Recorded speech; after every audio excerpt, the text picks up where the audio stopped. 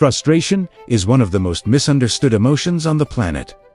We treat it like a problem, like a flaw, like something we need to get rid of. But what if I told you that frustration isn't your enemy? What if it's your receipt? Frustration is proof that you care. It's proof that you're still trying. It's proof that you haven't settled into mediocrity and decided to call that peace. Frustration only shows up when your effort meets resistance. It happens when your ambition collides head-on with reality. It's what you feel when your vision is moving faster than your results. So, if you're feeling frustrated right now, good. That means you're still alive in the game. You're still fighting. Let's be honest. Nobody gets frustrated doing nothing. Nobody gets frustrated by staying comfortable. Nobody gets frustrated scrolling their life away on a couch. Frustration only visits people who are pushing, who are striving, who are reaching for something more. So, if you feel it, congratulations. You're not stuck. You're engaged. But here's the critical point where most people get it wrong.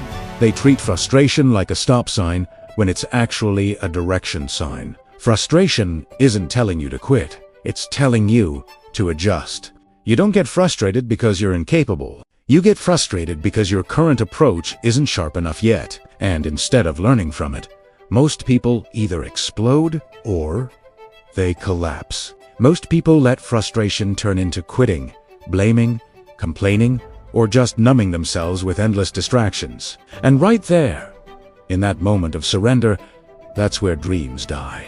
You see, frustration is a form of energy, and just like any energy, it can either build you up or burn you down. The difference comes down to two things: discipline and perspective.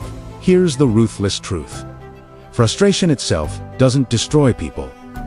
Unmanaged frustration does. Frustration that you ignore festers and turns into anger. Anger that you ignore turns into resentment. And resentment that you ignore turns into self-sabotage. And then people look around and say, "I don't know what happened."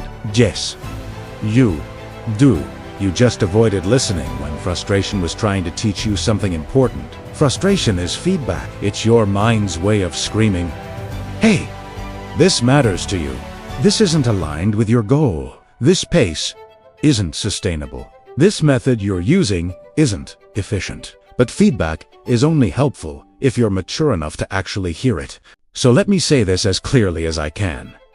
Frustration does not mean you are failing. It means you are in the middle. And let's be real. The middle is ugly. The middle is slow. The middle is confusing.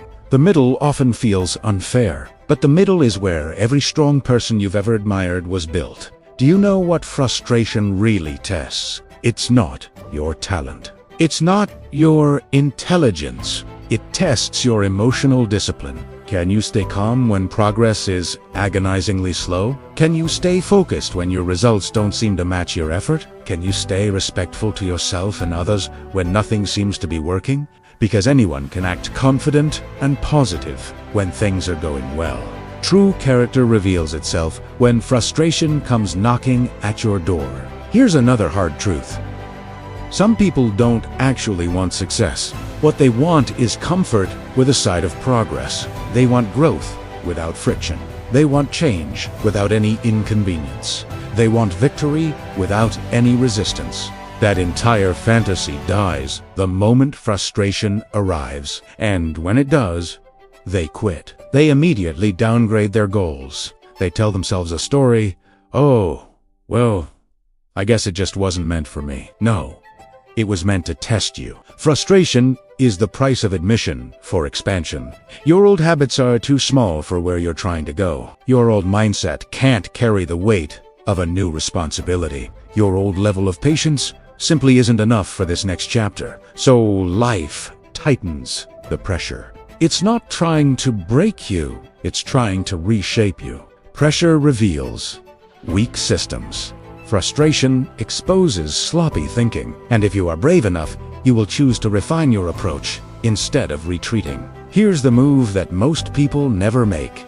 Instead of asking, "Why is this so frustrating?" start asking, "What is this frustration trying to teach me?" Is the lesson patience? Is it consistency? Is it better planning? Is it discipline? Is it about setting better boundaries? Is it about finding some humility? Because frustration always has a lesson attached to it. If you ignore the lesson, it just repeats itself, only louder next time. But if you learn it, you level up. And listen very closely to this.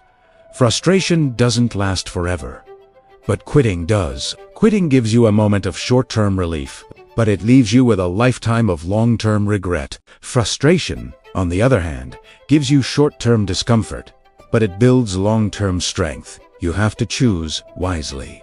You are allowed to feel frustrated. You are not allowed to let it control you. You don't punch walls. You don't burn bridges. You don't sabotage your relationships. And you absolutely do not talk yourself out of your own future. Instead, you pause. You breathe. You analyze the situation. You adjust your strategy. And then you move forward with more precision than you had before. That, right there, is power.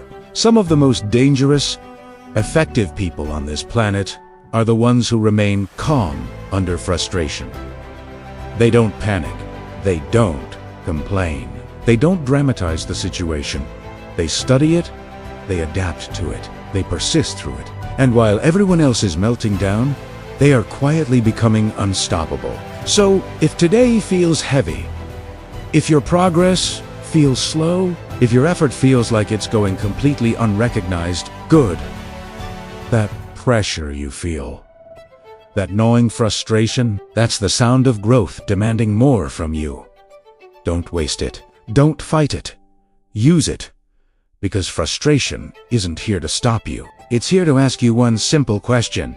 Are you willing to become the person this goal requires? If the answer is yes, then stay in it. You are so much closer than your emotions want you to believe. Thanks for watching. If this resonated with you, consider subscribing for more. See you in the next one.